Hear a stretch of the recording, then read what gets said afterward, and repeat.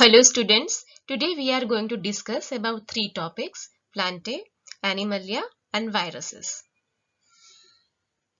So first of all, let me start with the kingdom Plantae, that is also called plant kingdom. So plants are a eukaryotic chlorophyll containing organism and with cellulosic cell wall. So be very clear, this is a very unique feature of any plant cells or a plant group, that is a eukaryotic chlorophyll containing, green in color, okay, and having the cellulosic cell wall. These feature will differentiate Plantae from the fungi, because fungi have a chitin cell wall, okay, and Plantae will have cellulosic cell wall. Some are partial heterotrophs. Okay, as I told you already, plants are actually autotrophs. They can do photosynthesis, but some plants are there which are partially heterotrophs, such as insectivorous plants. They can also engulf the insects. Okay, they can use as a insect as a food. So such plants are called insectivorous plants. So such an example is a bladderwort. Here you can see this is a bladderwort. Okay, and this is a Venus flytrap. Here you can see how it can trap the organism and digest it. Okay, because it is insectivorous plant. Okay, then Cascata, here you can see this is a Cascata. Okay, they do not have any type of leaf. That's why they cannot do photosynthesis, and that's why that is parasitic type of organism, parasitic type of plants. And a very good example of this type of parasitic plant is a Cascata. So kingdom Plantae will include so many type of organisms. Okay, algae, then bryophytes, pteridophytes. This is a group of organisms, not a name of an organism. This is a group of a class of organisms which included into the kingdom Plantae. Okay, so these all classes we will discuss in detail, in very depth, okay, in chapter number 3. So we will discuss about the algae in detail in chapter number 3, then bryophytes, pteridophytes, gymnosperms, angiosperms. These all five. Okay, these all five classes are included into the Plantae. Okay, so these group of organism include the flower containing plants. Okay, so these two are flower containing one plants. So algae, bryophytes, pteridophytes, gymnosperms, angiosperms is all five together included into the Plantae kingdom. Life cycle of any plant has two phases. Okay, so if you are discussing about life cycle of any plant, it have two phases: diploid sporophytic phase, and second phase is a haploid gametophytic phase. Okay, so if it is spore forming phase, then it is diploid, and if they are gamete forming phase, then it is a haploid. Okay, these phases will be alternate with each other. Means once where there will be sporophytic phase, then next one will be gametophytic. Further, next will be sporophytic, then further gametophytic. Means one after another.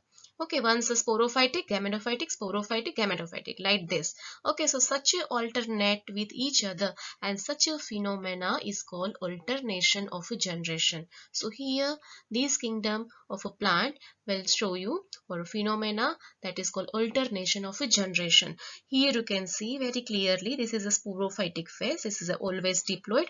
Okay, and gametophytic phase is always N, or we can say haploid. Okay, so first of all, after fertilization, what happened? Here gamete will fertilize and form zygote. So gametes itself is a haploid.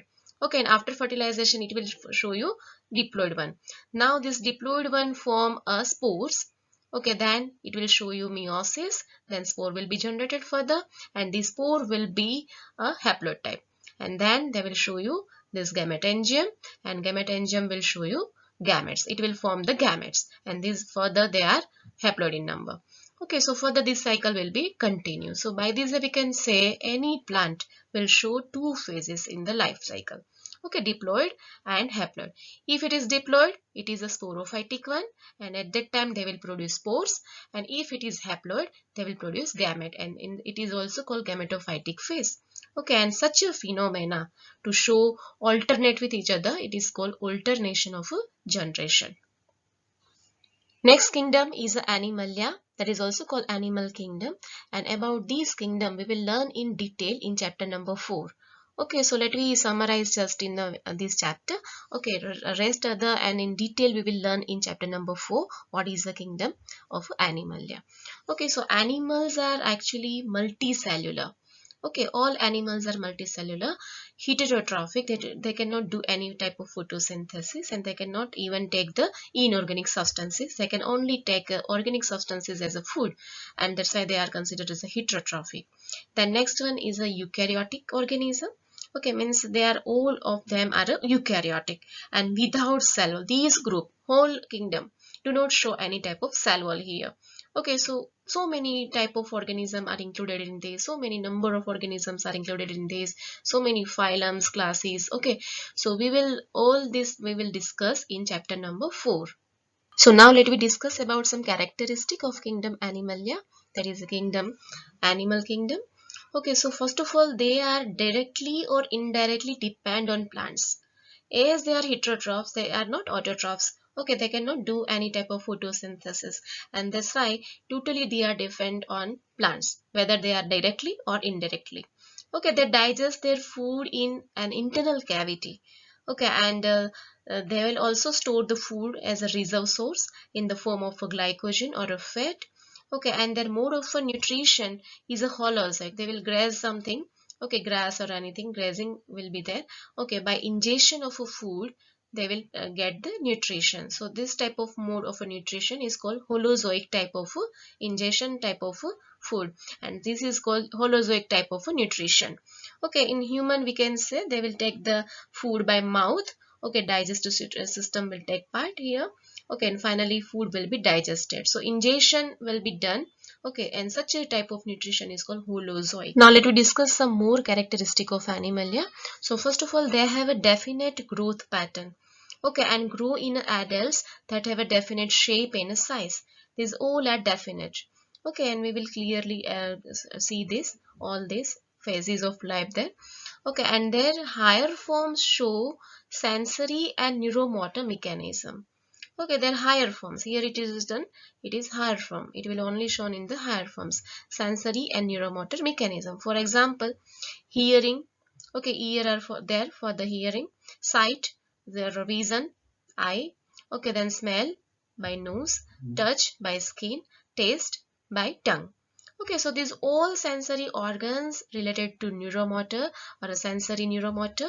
Okay, and these all senses will be shown by such organisms. So these organisms, or including higher organism, higher forms of organism or animals, show sensory and neuromotor mechanism. Most of them are capable of locomotion.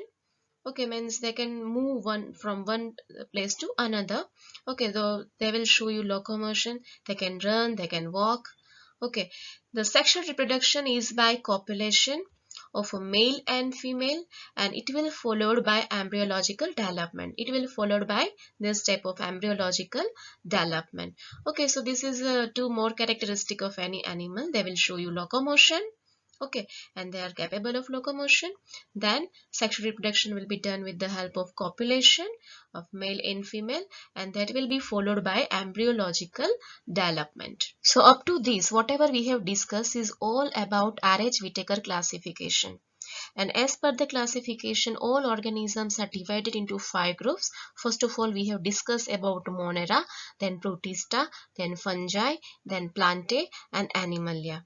Okay, now onward, whatever we are going to learn is not included in a R.H. Whitaker classification system.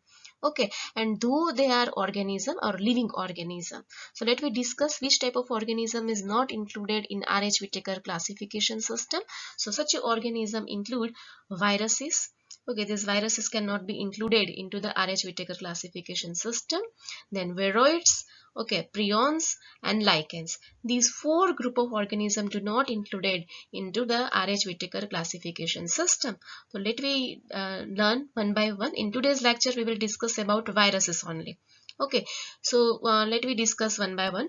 They are not mentioned in a 5 kingdom classification. As I told you, it is not included in R.H. Whitaker classification system.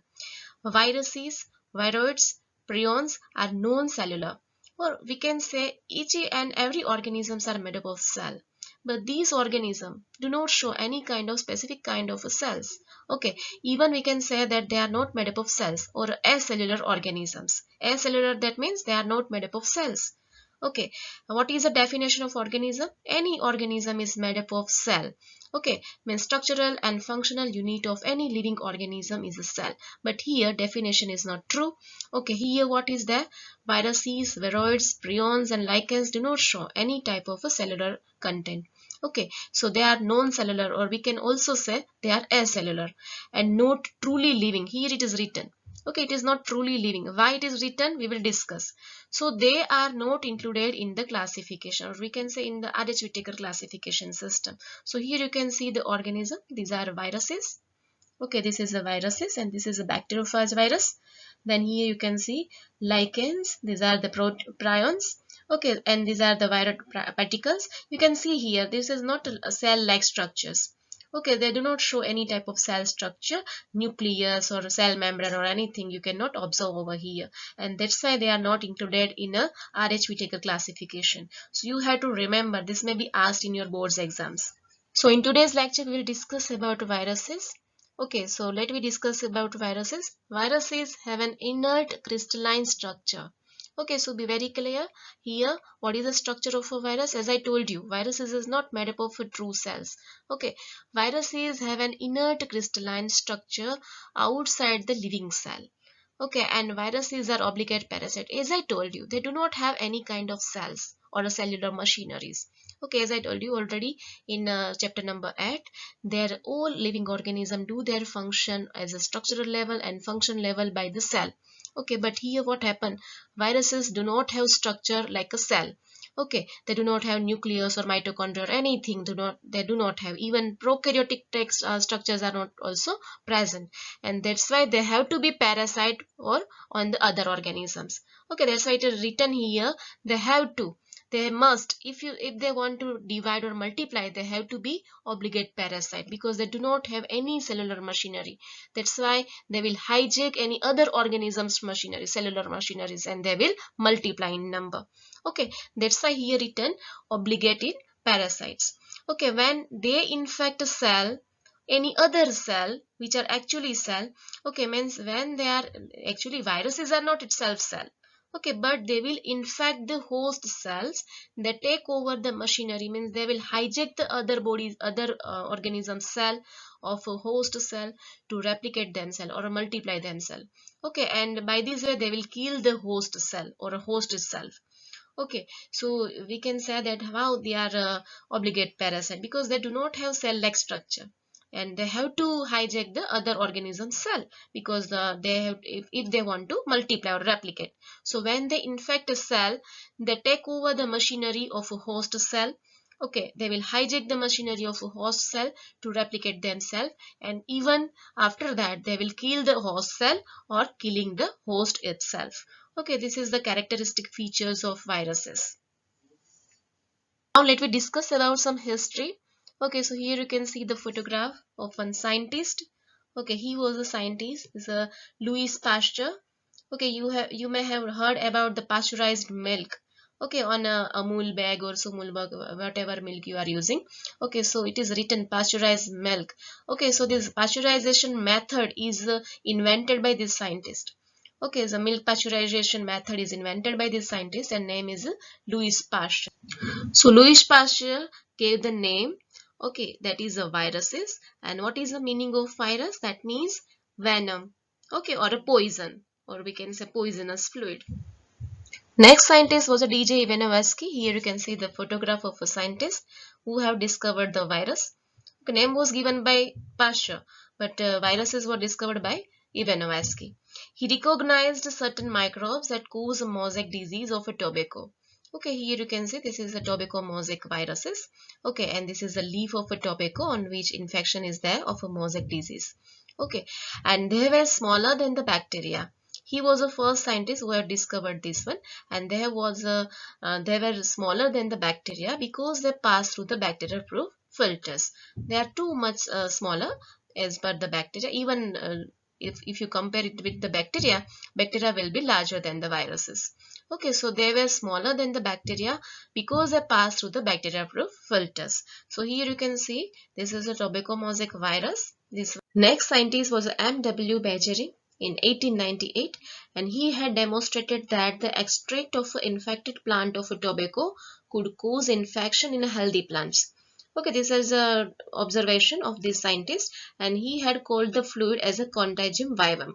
Okay, and that is also called infectious living fluids. What is the meaning of contagium vivum fluidum? This is the meaning here written. Okay, infectious living fluid. Next scientist was W.M. Stanley in 1935, and he showed that viruses could be crystallized. Here you can see crystallized form of viruses. Okay, and crystals consist largely of a protein. So here you can see bovine enterovirus 2, and it can be crystallized like this. Now let me discuss about structure of any virus. So any virus is not made up of any type of cell. Okay, means they are acellular organisms. So let me discuss what is the structure of a virus. So a virus is a nucleoprotein. Okay, they will have nucleoprotein. That means it has a protein coat. Here you can see outer coat is made up of protein, and that is called capsid. Okay, so the scientific term for that protein coat is called capsid, and the genetic material inside. Okay, this is coil structure. Here you can see this is the genetic material. It may be RNA, okay, or DNA, not both together. Okay, it may have RNA, means some viruses is RNA viruses and some viruses are DNA viruses. Okay, so both RNA and DNA both together will never present.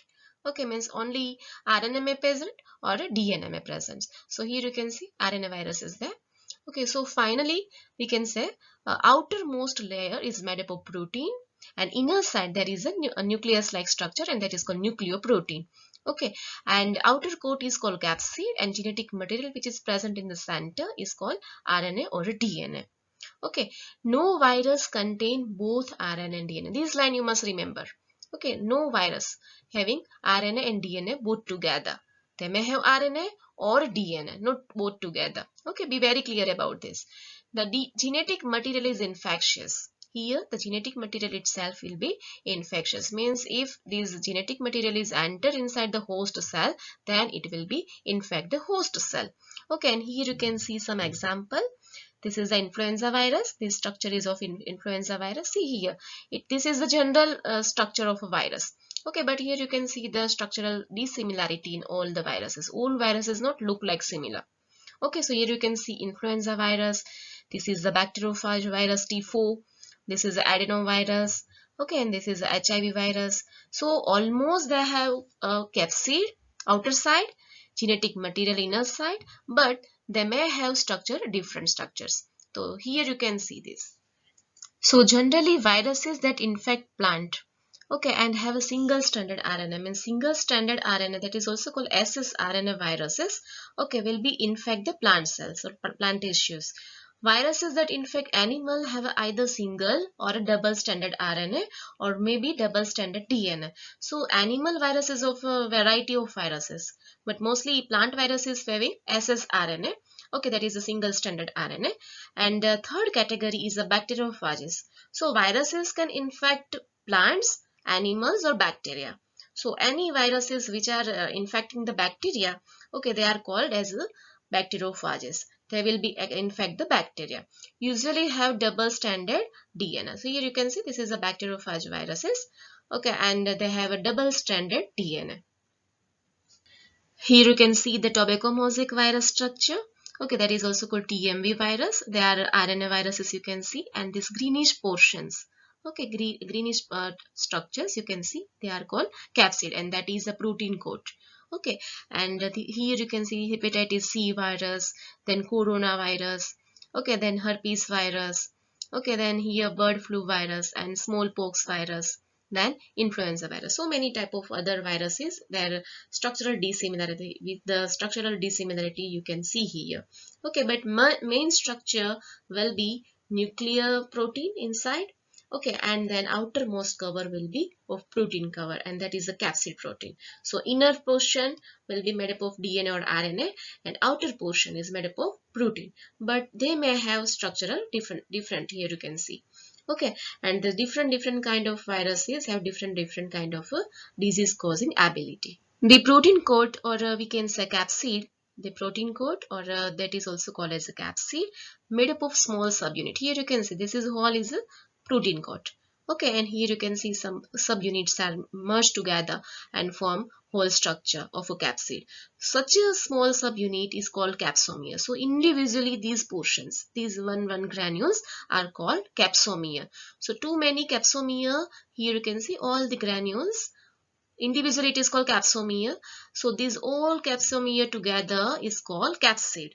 So capsid is made up of capsomere and it will protect the nucleic acid because it is surrounding the nucleic acid, maybe RNA or DNA. It's around the nucleic acid. That's why it is protecting the nucleic acid.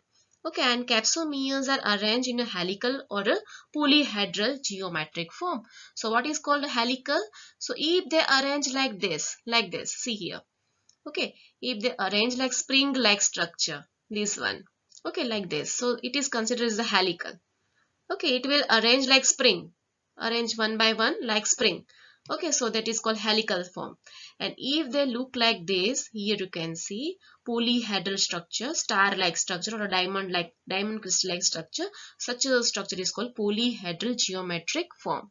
So viruses having two type of arrangement, maybe they are helical or maybe they are polyhedral geometric form.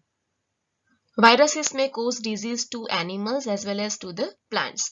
Okay, so let me see which type of disease may be there in the human. So here you can see the list. Mumps, this is the photograph of a patient suffering from mumps. This is the patient suffering from smallpox. Herpes, this is the, you can see here. Okay, structures. That is a herpes virus infection. Influenza, that is also called flu infection. Then AIDS. These all are the disease which can observe in the human being. Then in the plant, the symptom can be mosaic formation. Here you can see mosaic wave-like structures on the plant leaf. Then leaf rolling here, leaf rolling may occur. Curling may occur. Maybe yellowing of a leaf. Okay, vein clearing. This is the vein clearing also. So vein will look like a pale yellow color. Okay, dwarfing means their height will be not increasing due to a viral infection. Stunted growth, that is also means undergrowth plant. Viruses may show different kind of size and shapes. Okay, here you can see in this diagram. Okay, and these two you have to practice with the diagram. Okay, so just practice this diagram with the labels. So this is the tobacco mosaic virus. You have to practice it. So tobacco virus, mosaic virus is RNA viruses, and here this greenish color portion you can see capsomere together and will form capsid. And this is the bacteriophage. So the main portion of this virus is having a head, polyhedral head, then collar. Okay, then this is the sheath and this tail fibers.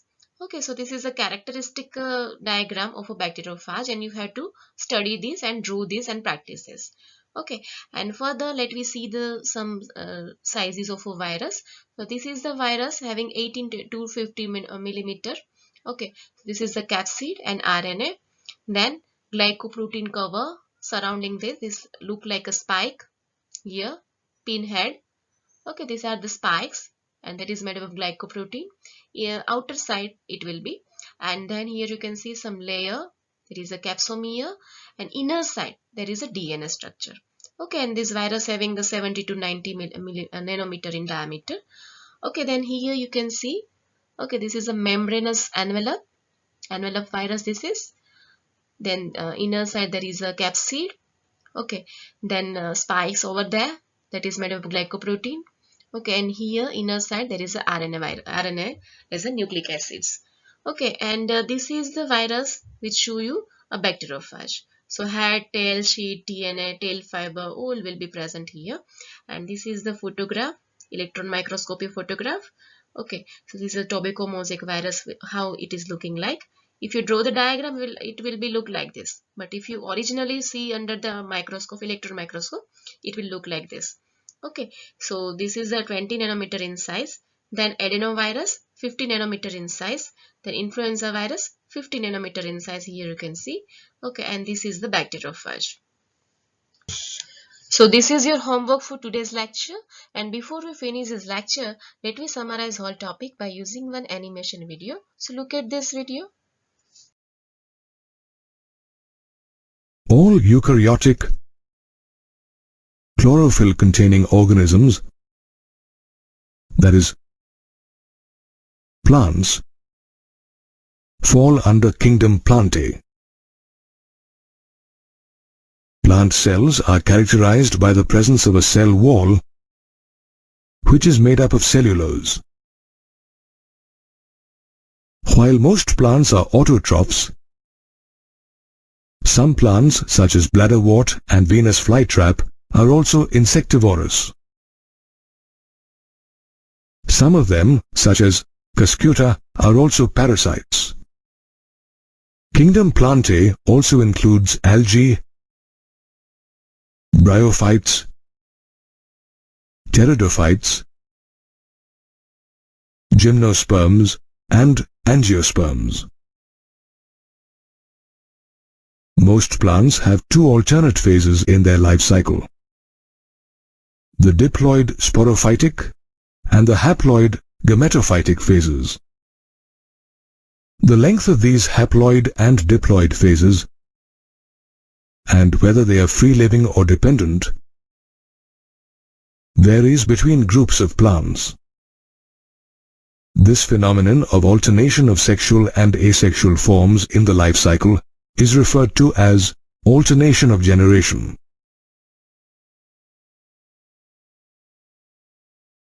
It can be noticed in plants such as liverworts and mosses. Unlike kingdom Plantae, kingdom Animalia comprises only heterotrophic, multicellular eukaryotic organisms. Also, members of kingdom Animalia lack cell walls in their cells. Most of them depend on plants for food directly or indirectly. They digest their food in the internal cavity, which means that they have extracellular digestion. However, they can store food reserves as glycogen or fat. Animals have a holozoic mode of nutrition. That is, they ingest food. In animals, ingestion generally means they take in food through the mouth and pass it through the gastrointestinal tract. Animals reproduce sexually after a male and a female copulate, which is followed by embryological development. They have a fixed growth pattern to adulthood, till they develop into a definite shape and size. Higher forms of animals, such as a monkey or a human, also have sensory and neuromotor mechanisms. Also, most animals are motile, that is, they can move independently and are capable of locomotion. R. H. Whitaker's five-kingdom system of classification did not take viruses, viroids, and lichens into account. Viruses and viroids are acellular organisms. Since only organisms with cell structures were regarded as living, they were not included in the classification because they were not considered true living beings. Viruses are non-cellular organisms that possess an inert, crystalline structure outside their living cell.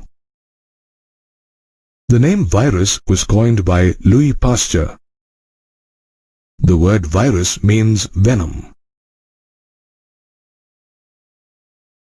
The name is apt because when a virus infects a cell, it takes over the host cell's machinery to replicate itself.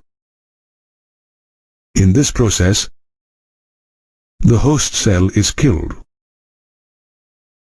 Though a virus remains inert outside its host cell, it cannot live independently without its host. Thus, viruses are known as obligate parasites.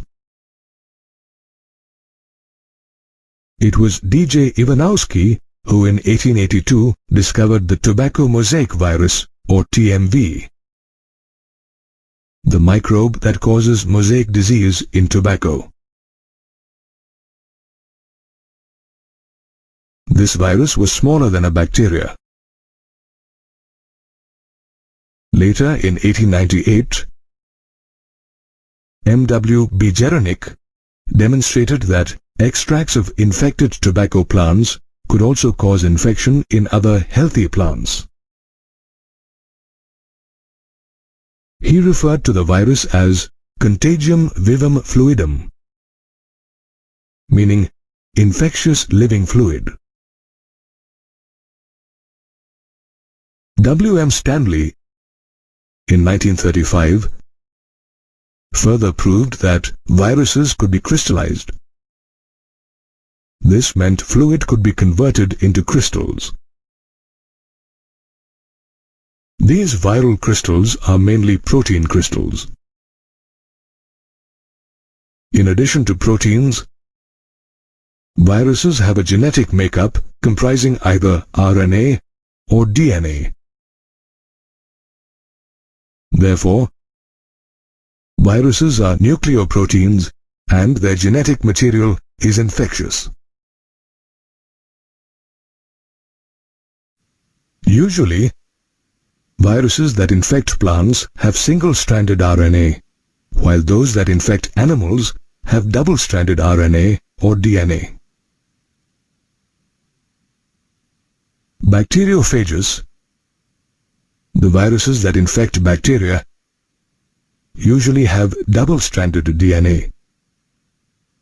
Typically, bacteriophages have a protein coat called a capsid that protects the nucleic acids. A capsid is made up of small subunits called capsomeres that are arranged either helically or in a polyhedral manner. Viruses infect plants, causing symptoms such as mosaic formation, leaf rolling and yellowing, dwarfing, and stunted growth. Humans too can be affected by viruses. Diseases such as the common cold, mumps, and smallpox are known to be caused by viruses. Even AIDS is caused by a virus known as HIV. In next lecture, we will learn about virions, prions and lichens. So till that, goodbye.